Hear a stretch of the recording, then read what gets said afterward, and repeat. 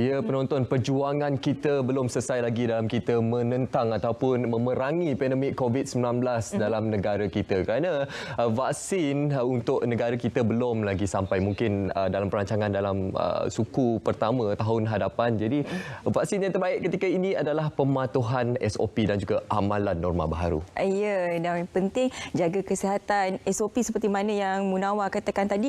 Dan untuk bercerita mengenai kepentingan vaksin COVID-19, kita akan bersama dengan Dr. Diana binti Mahat, pakar perubatan kesihatan awam bahagian kawalan penyakit Kementerian Kesihatan Malaysia. Assalamualaikum, Doktor. Waalaikumsalam. Baik, Doktor. Dengar saya? Ya, Alhamdulillah, dengar. Baik, Doktor, kita sekarang ini dalam usaha untuk kita memberi pemahaman kepada penonton berkenaan vaksin. Mungkin bila kita bercakap mengenai vaksin ini, ia bukan satu perkara yang baru sebenarnya. Namun, kerap kali dibicarakan kebelakangan ini berkenaan vaksin ini di kedai mamak secara akademik. Jadi, kita nak beri pemahaman yang menyeluruh kepada rakyat di luar sana. Kenapa vaksin ini penting, khususnya dari perspektif kesihatan masyarakat awam ketika ini? Okey, terima kasih Munawar dan Syafiqah. Okey, pertama kita kena tahu apa itu vaksin. Sebenarnya supaya kita tahu vaksin ni dia ada antigen. Dalam antigen dia yang antigen ni kita perolehi daripada sebahagian ataupun keseluruhan struktur virus ataupun bakteria.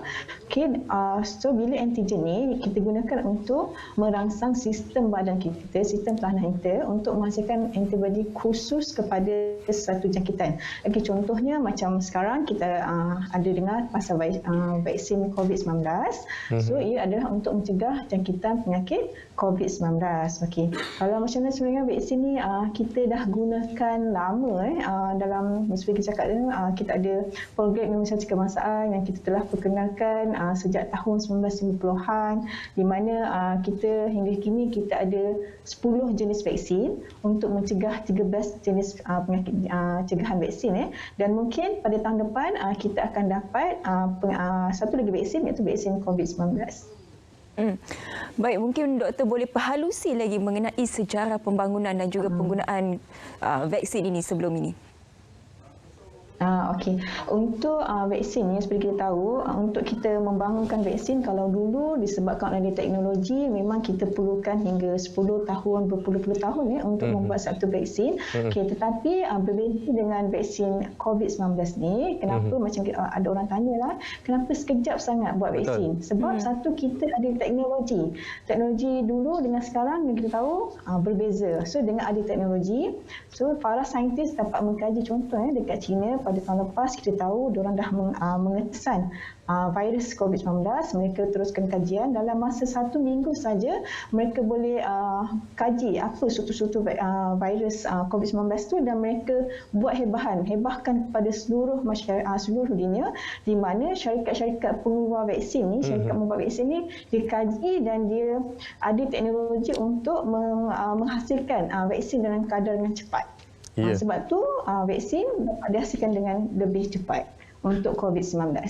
Baik, Doktor, itu perkembangan yang sangat baik dan kita lihat Perdana Menteri mengumumkan bahawa bekalan vaksin ditingkatkan daripada jumlah 30% kepada 70%. Jadi bagaimana Doktor melihat keadaan ini untuk kita mencapai herd immunity, Doktor, dalam masyarakat? Okey, sebenarnya mungkin untuk vaksin ni, tujuan kita bagi vaksin ni ada dua. Satu, untuk mencegah jangkitan dan mengurangkan komplikasi. Yang kedua, kita nak mengurangkan wabak, mengurangkan risiko penularan jangkitan COVID lah. Okey, kita bagi vaksin COVID secara ikut herd immunity, iaitu kita ada satu level yang kita perlukan untuk mencapai tahap community. Okey, bila kita dah kaji, kita kira berdasarkan kita perlu memberikan imunisasi ataupun vaksin kepada populasi kita sebanyak 60 hingga 70%. Ini berdasarkan nilai Arnold ataupun nilai keboleh jangkitan yang daripada 2.5 hingga 3.3. Sebab tu bukan kita meningkatkan daripada 30 tu kepada 70, tapi berdasarkan nilai Arnold, dan kita tengok bila kita tengok kita perlu bagi 60 hingga 70% dari populasi kita untuk mencapai herd immunity. Okey. Baik, Doktor. Bagi pandangan doktor sendiri, adakah kita mampu ataupun kita boleh meneruskan kehidupan kita seperti dahulu kala selepas kita menerima suntikan vaksin ini ataupun kita masih lagi perlu mengikuti norma baharu?